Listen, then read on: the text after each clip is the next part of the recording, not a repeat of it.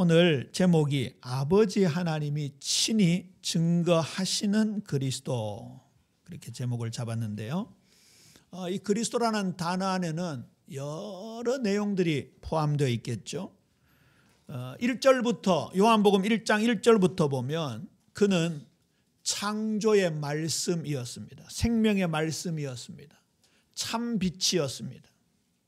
또 우리에게 하나님의 생명을 주시는 분이었습니다. 그리고 우물가 여인에게 자신이 스스로 메시아이심을 스스로 증거하셨습니다. 그리고 38년 된 병자 이후에 지금 예수님의 강화가 지속되는데 안식일의 주인임을 말씀하셨습니다. 저는 오늘 감사 헌금 내용에 제가 아닌 아버지 하나님, 예수님, 성령 하나님이 이 구원을 증언해 주시니 감사합니다. 이렇게 적었습니다. 가장 확실한 증언인 줄로 믿습니까? 오늘 읽었던 35절 보세요. 요한은 켜서 비추이는 등불이라 너희가 한때 그 빛에 즐거이 있기를 원하였으나 내게는 요한의 증거보다 더 큰 증거가 있다, 이렇게 말씀하셨습니다. 이게 오늘 우리가 꼭 붙잡아야 될 은혜 중에 은혜의 말씀입니다. 밝은 태양빛을 비추기 위해서 등불이 필요할까요? 밝은 태양빛을 보기 위해서, 그것을 더 자세히 보기 위해서 우리가 강력한 서치라이트를 비추어야 할까요? 절대 그렇지 않습니다. 요한은 등불입니다. 예수님은 빛 자체이십니다. 회전하는 그림자가 없으신 빛 자체이신 하나님이십니다. 해시계는 그림자를 이용하잖아요. 해가 여기 있으면 그림자가 여기 있고 저기 있으면 여기 있고. 근데 하나님은 회전하는 그림자가 없으시다. 빛 자체이시다. 그렇게 말씀하고 있습니다. 그 하나님이, 그 예수님이, 그 성령 하나님이 저와 여러분의 구원을 증언해 주시는 줄로 믿으시기를 확신하고 확신하게 되기를 바랍니다. 그게 오늘 말씀의 중요한 요지입니다. 오늘은 소지는 많은데 대지는 크게 두 가지지요. 예수님의 하나님 되심의 가장 확실한 증언입니다. 37절입니다. 절수가 오히려 거꾸로 뒤에서 올 수도 있습니다. 첫 번째가 하나님, 성부 하나님의 증언, 하나님 아버지의 증언입니다. 요한복음 5장 37절입니다. 또한 나를 보내신 아버지께서 친히 나를 위하여 증언하셨느니라. 우리는 대한예수교 장로회, 개혁주의를 표방합니다. 이런 얘기가 어떨지 모르겠습니다만은 감리교라고 있죠. 감리교, 성결교라고 있습니다. 여기는 개혁주의에 반하는 알미니안주의라고 그래서 내가 믿는다, 이게 강한 쪽입니다. 내 믿음이 흔들리면 구원도 흔들린다라는 그런 사상을 가지고 있습니다. 그런데 우리 개혁주의는 우리가 받은 이 구원, 그 구원이 분명히 하나님에게로부터 온 것이라면, 내가 분명히 예수님을 구주로 믿고 삶의 주로 모신 그 구원이라면 흔들리지 않는 견고한 구원이다, 그 말씀입니다.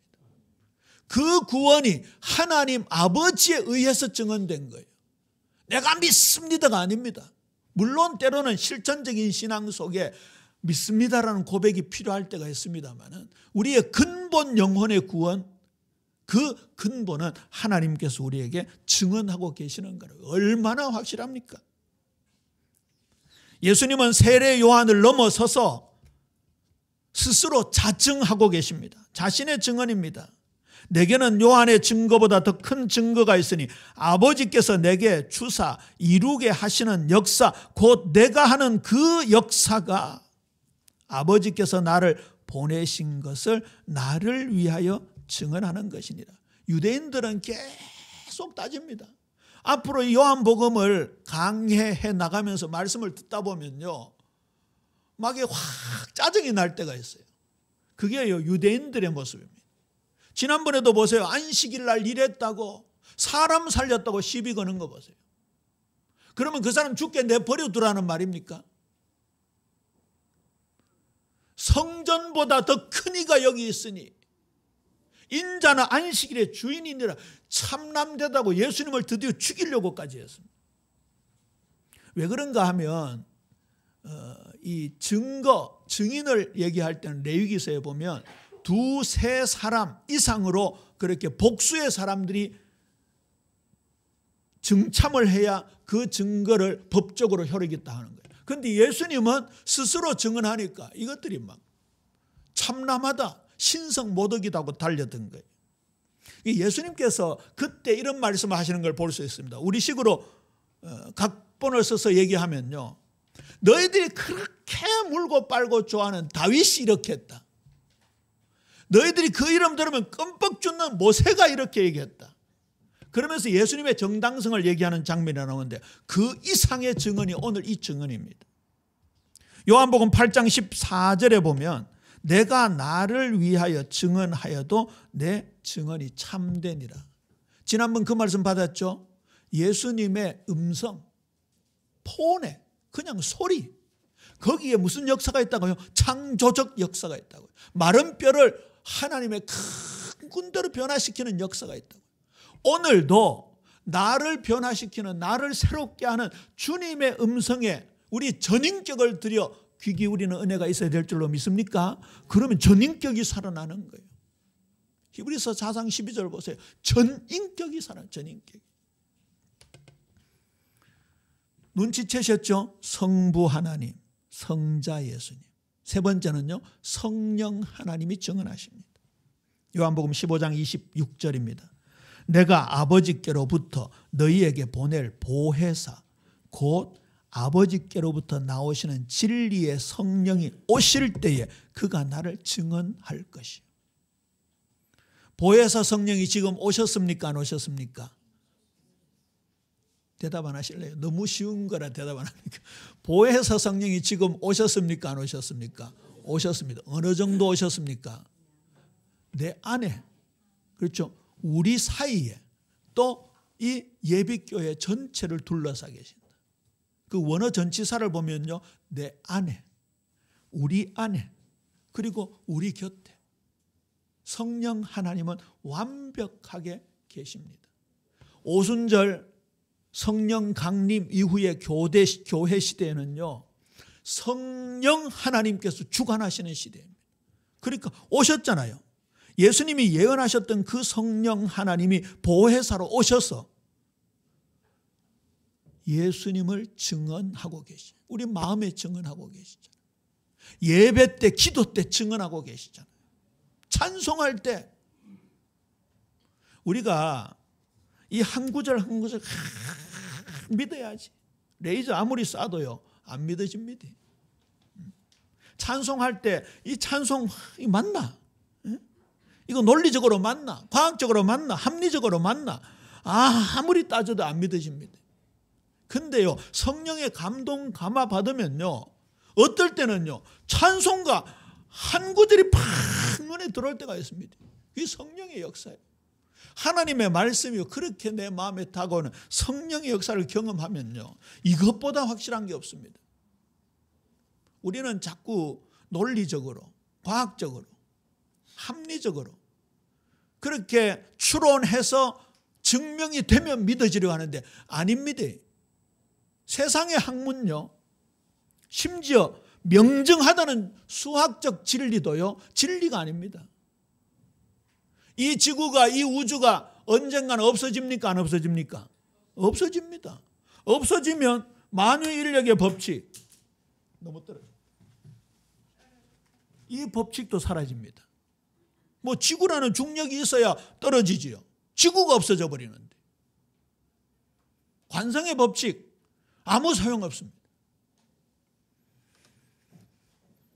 성령 하나님이 증언해 주신다. 유대인들의 집요한 공격에 예수님은 이렇게 말씀하고 있습니다. 너희가 성경에서 영생을 얻는 줄 생각하고 성경을 연구하거니와 이 성경이 곧 내게 대하여 증언하는 것이니. 하나님 말씀 사랑하시게 되기를 주님의 이름으로 축원합니다. 책 읽어야 돼요. 책 많이 읽어야 돼요. 독서해야지요. 이 책의 저자가 책을 한 권 쓰기 위해서는요, 자신 인생 전체를 겁니다. 진짜 제대로 된 학자는요, 도서관 전체를 돌아다니면서 참고서적 뽑아서 집대성해서 책을 냅니다. 함부로 쓰는 책 말고요.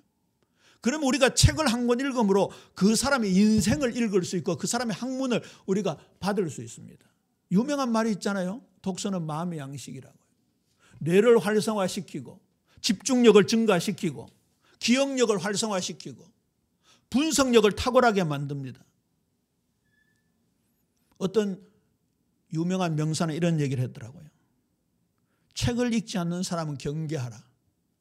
맞는 말이지. 좀 찔리는 분들도 있습니까? 근데 책을 읽는다고 그 책 속에서 생명이 나옵니까? 더군다나 하나님의 생명이 책 속에서 나옵니까? 나오지 않습니다. 인격 수양은 될지 모릅니다. 그러나 하나님의 생명은 주어질 수 없습니다. 책 속에서 사랑이 나올까요? 책 읽고 막 사랑이 샘솟을까요?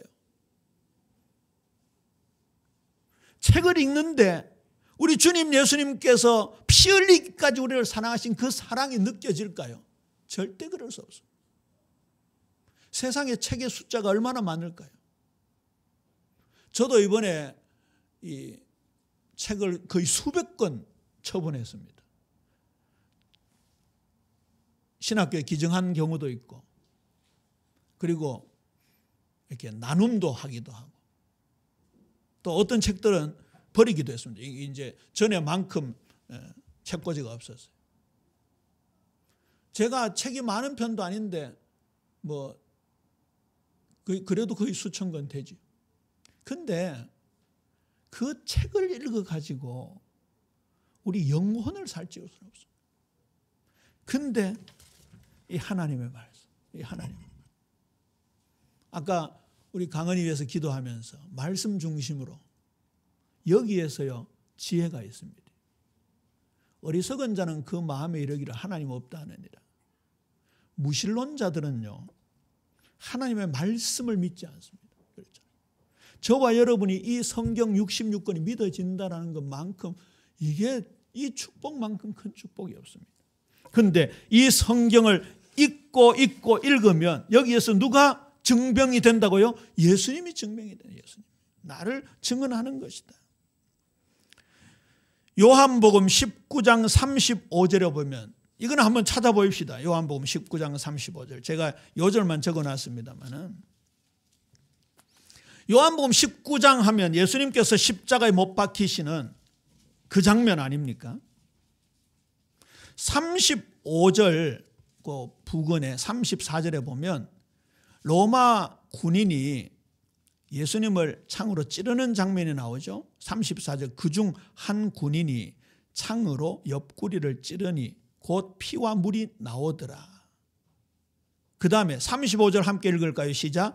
이를 본 자가 증언하였으니 그 증언이 참이라. 그가 자기의 말하는 것이 참인 줄 알고 너희로 믿게 하려 함이니라. 아멘. 예수님이 십자가에 못 박히신 그 사건 자체가 메시아적 사역을 증언하는 장면이 되었습니다. 사도 요한은 요한일서 5장 7절 8절에서 증언하는 이가 셋이니 성령과 물과 피라. 또한 이 셋은 합하여 하나이니라. 보통 이것을 주석가들은 예수님의 십자가의 죽으심, 그 물과 피가 쏟아진 사건은 객관적 증언이라 그러고 성령의 증언을 주관적 증언이라 그렇게 분류를 합니다. 좀 어려운 말이지만 예수님은 분명히 2000년 전에 골고다 언덕에서 십자가의 사형을 당하시면서 손과 발에 못이 박히시고 머리에 가시면류관을 쓰시고 옆구리에 창이 찔린 줄로 믿으시기를 바랍니다. 그때 그의 피와 체액, 물이 다 쏟아졌습니다. 요한은 그것을 가지고 이게 예수님이 나의 구주시다, 예수님이 우리의 메시아이시다, 예수님 우리의 삶의 주인이시다는 것에 분명한 증거라고 말씀하고 있습니다. 논리가 아니죠. 과학적 분석이 아닙니다. 역사적 사실입니다. 말씀입니다. 요한복음의 결론적 증언을 보십시오. 요한복음 21장 24절 25절은요 요한복음의 마지막 장 마지막 절입니다. 이 일들을 증언하고 이 일들을 기록한 제자가 이 사람이라. 요한을 말하죠. 우리는 그의 증언이 참된 줄 아노라. 예수께서 행하신 일이 이 외에도 많으니 만일 낱낱이 기록된다면 이 세상이라도 이 기록된 책을 두기에 부족할 줄 아노라. 자, 요한복음 폈으니까요. 우리 요한복음 20장 30절 31절로 갑니다. 아까 요한복음 마지막 장 마지막 절에 예수님 행하신 일이 얼마나 많은지, 양적으로 많다는 뜻도 되지만요, 그 영적인 역사가 얼마나 대단한지 이 세상의 모든 것들이 담을 수 없을 정도로 많다. 우리 찬송가 304장 그 크신 하나님 사랑 마지막 절에 보면 어떻게 되어 있습니까? 하늘을 두루마리 삼고 바다를 먹물 삼아도 그 사랑 다 기록할 수 없다고. 자, 그렇게 양적으로 영적으로 질적으로 어마어마한 자료 중에 뽑고 뽑은 게 이 성경 66권입니다. 그렇다고 한다면 여기서 말씀하고 있는 기록의 목적이 얼마나 중요할까요? 31절 함께 읽을까요? 20장 31절 함께 읽습니다. 시작. 오직 이것을 기록함은 너희로 예수께서 하나님의 아들 그리스도이심을 믿게 하려 함이요 또 너희로 믿고 그 이름을 힘입어 생명을 얻게 하려 함이니라. 할렐루야. 이 말씀 사랑하게 되면요 예수님이 하나님이심이 믿어집니다. 예수님이 그리스도이심이 믿어집니다. 무엇보다도요 예수님을 통해서 하나님의 생명을 우리가 받게 되는 것이죠. 이 생명, 이 사랑이 하나님 말씀에서 나옵니다. 자, 그러면 크게 두 대지라고 했는데 두 번째, 그 완벽하고 영원한 증거를 믿읍시다. 물결변치 함께 믿자 그 말 아닙니까? 이게 오늘 제목의 배경입니다. 히브리서 11장 1절 믿음은 바라는 것들의 실상이요 보이지 않는 것들의 증거니. 말씀이고 성삼위 하나님이시고 그리고 그를 믿는 믿음입니다. 그게 우리에게 가장 정확한 증거입니다. 오늘 읽지는 않았습니다만 요한복음 5장 40절 이하에 보면요 이 유대인들이요 예수님을 거부합니다. 너희가 영생을 위하여 내게 오기를 원하지 않는도다. 지금 하나님의 생명을 주고자 하시는 예수님이 계심에도 불구하고 그들이 거부하고 있습니다. 뒤에 가보면요 무슨 말이 있습니까? 하나님 사랑하는 것이 없다. 42절에 44절에 너희가 서로 영광을 취하고 유일하사 하나님께로부터 오는 영광은 구하지 아니하니 어찌 나를 믿을 수 있느냐. 이러한 구도가 계속 지금 진행되고 있습니다. 그런데 우리는 유대인처럼 거부하지 말자 그 말입니다. 유대인들이 굉장히 하나님을 사랑하는 것처럼 말씀을 사랑하는 것처럼 그렇지만요 유대인들은 결국 물질입니다. 유대인들은 결국 자기네들의 지위입니다. 그 지위를 이용해서 심지어 율법을 이용해서 사람들을 정죄하고 죽이고 다스리고자 하는 그런 부분들이 강력했기 때문에 말씀의 본뜻을 몰랐던 겁니다. 우리는 그러지 말자 그 말이에요. 우리 옆 사람하고 인사하면 우리는 믿읍시다. 거부하지 말고 믿어야 되는 거예요. 그러면 우리에게 증거가 되어지는 거예요.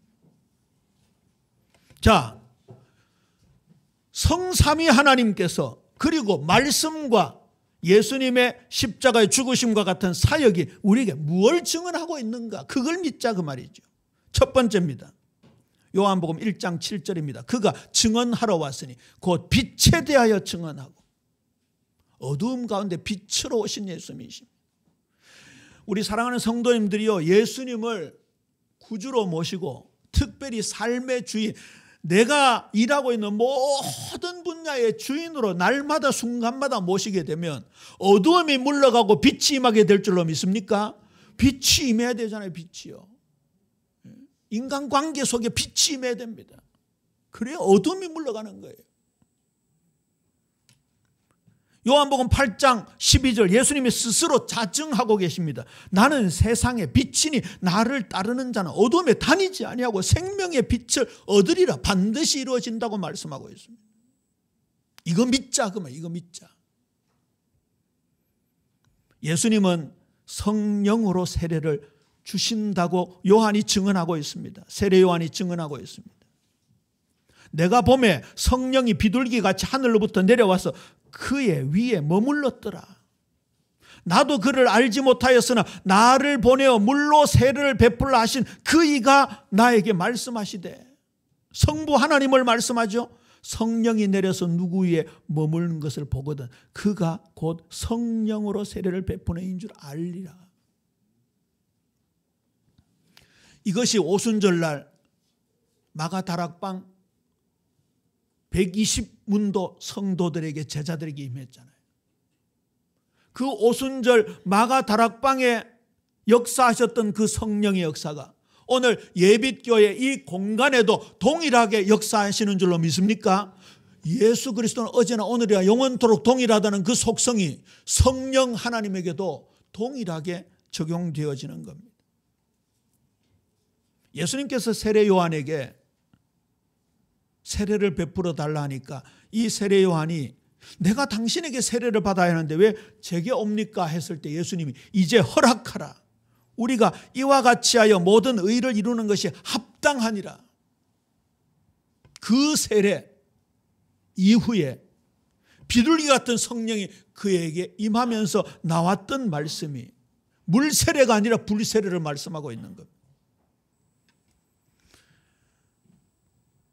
누구보다도 예수님의 공생애를 가장 지근거리에서 따라다녔던 사랑받는 제자가 이 요한복음을 기록한 사도 요한입니다.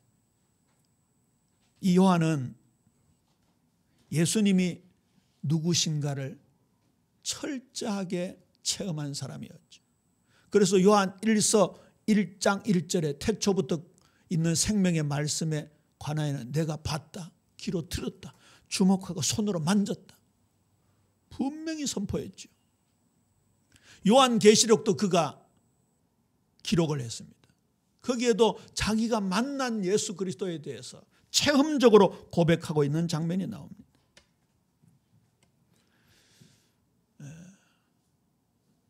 우리가 이 사실을 믿게 될 때 진짜 존재하게 될 줄로 믿습니까? 그게 나의 실존입니다. 보세요. 믿음은 바라는 것들의 실상이요, 실제 상태, 실존이요. 보이지 않는 것들의 증거라고요. 아까 책을 얘기했습니다마는 데카르트라는 철학자가 있죠. 데카르트. 이름까지는 잘 몰라도 그 명제는 많이 들어봤죠. 나는 생각한다, 고로 나는 존재한다. 이제 정확하게 그 생각이라는 단어는 회의, 의심 이 단어입니다. 이 데카르트라는 철학자가 그 명제를 선포함으로써 철학계가 굉장히 이렇게 전환되는 그런 철학계 분기점이라고 할 수 있죠. 왜냐하면 그때 당시에는 절대적인 사상이 말씀이었습니다. 심지어 중세시대라고 했어도 이 하나님의 말씀에 대결하는 사람들이 없었습니다. 왜냐하면 이 유실론이 지배하고 있었기 때문에. 그런데 데카르트는 나는 의심한다. 이 사람은 모든 게 의심이 된다는 거죠. 다 의심이 된다. 이 철학자에게도 의심이 되고 저 철학자 의심이 되고 이게 어디까지 나아가는가 하면 그동안 절대자라고 했던 하나님도 의심이 된다. 성경도 의심이 된다. 그런데 의심하고 있는 나는 의심이 안 된다. 그래서 나는 존재한다. 이거 보세요. 사람의 이성을 극대화시키죠. 그걸 합리주의라고 합니다. 합리주의 할 때 리자가 이성할 때 이자입니다. 저는 데카르트의 나는 생각한다, 고로 나는 존재한다. 그 명제를 저는 이렇게 바꾸었습니다. 나는 믿는다. 고로 나는 존재한다. 예수님 믿으시게 되기를 주님의 이름으로 축원합니다. 합리주의, 인간의 이성은요, 아담 하와가 범죄하고 우리 인간들에게 원죄를 유전적으로 물려줌으로 말미암아 인간의 이성은 진리를 발견할 수가 없습니다. 이성만으로 진리에 도달할 수 있다고 하지만 그 이성 자체가 전적 타락, 전적 부패, 심지어 전적 무능한 존재가 되었습니다. 그 이성으로 어떻게 진리를 알 수 있습니까? 절대 알 수 없는 거지. 그 이성은 옳지 않은 것입니다. 저와 여러분은요, 믿어야 합니다. 믿어야 합니다.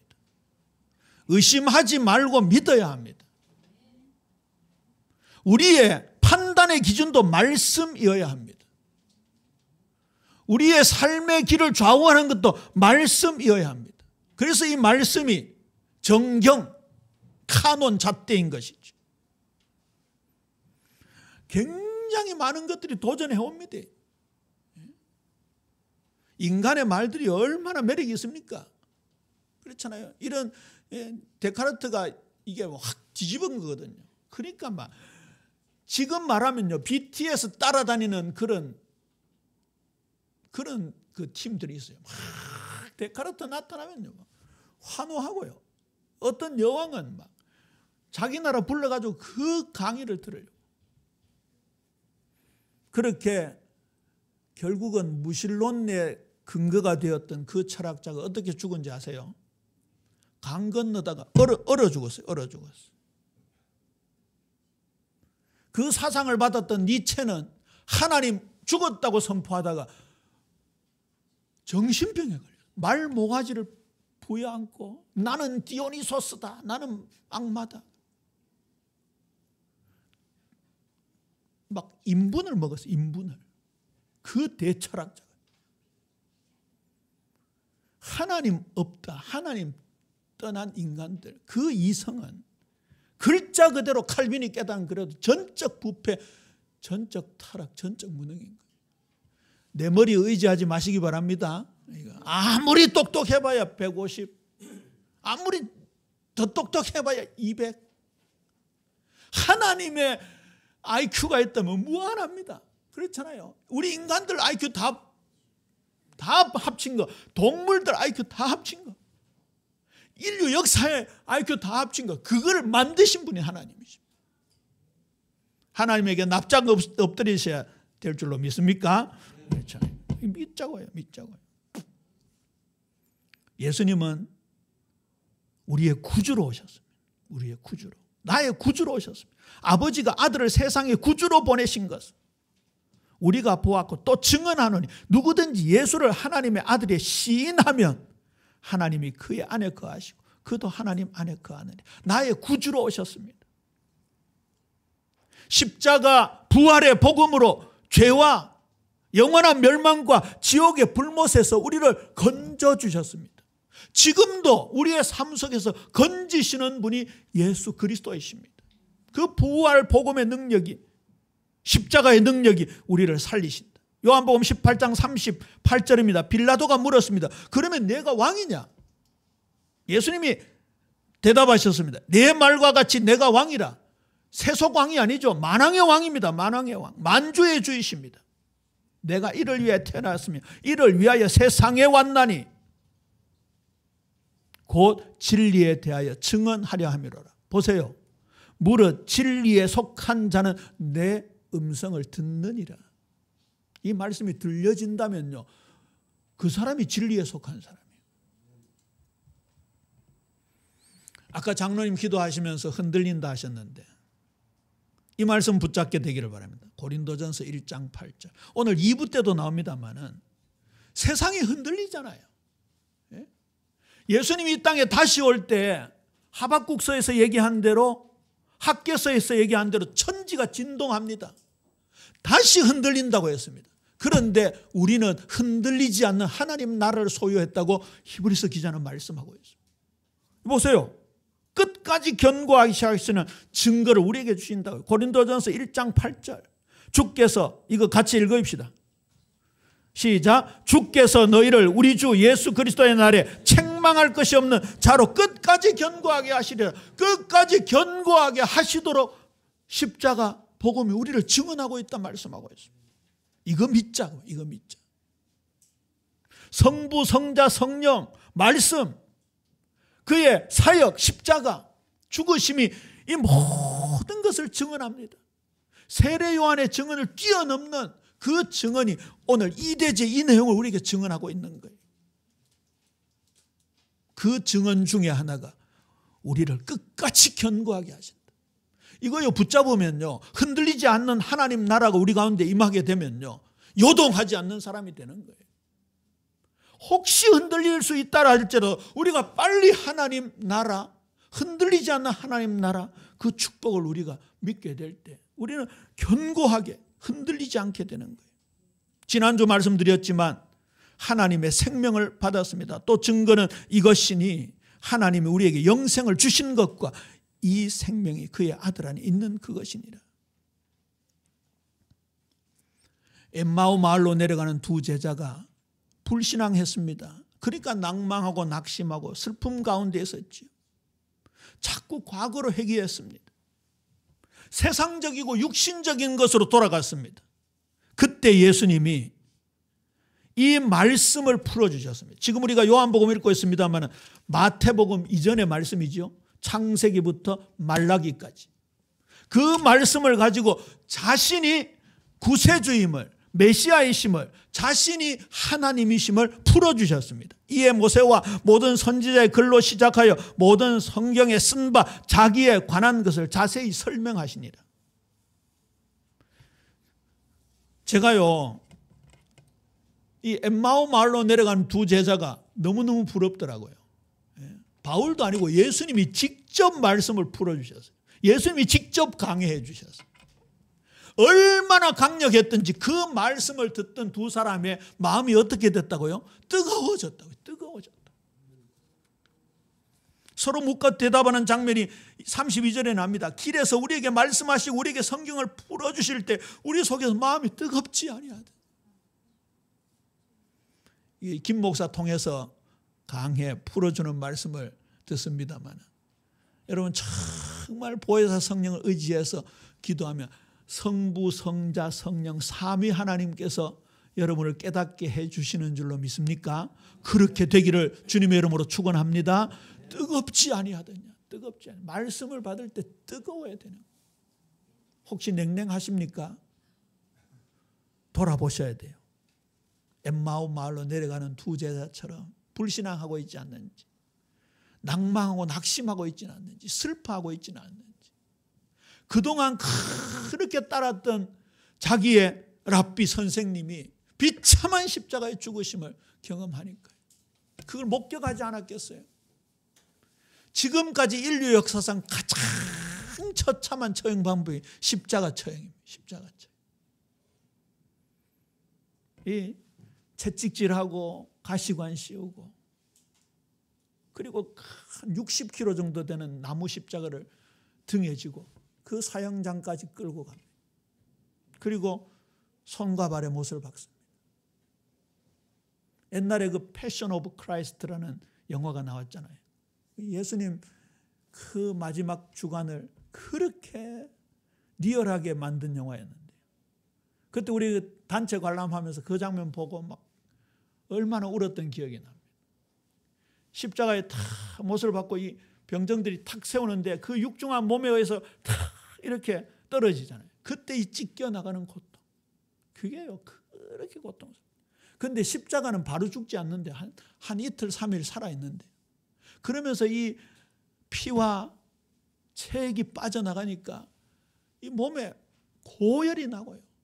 그 다음에 극심한 두통이라는, 난 그 극심한 두통이라는 대목에서 막 몸서리 쳐지더라고요. 제가 제일 못 참는 게 두통이거든.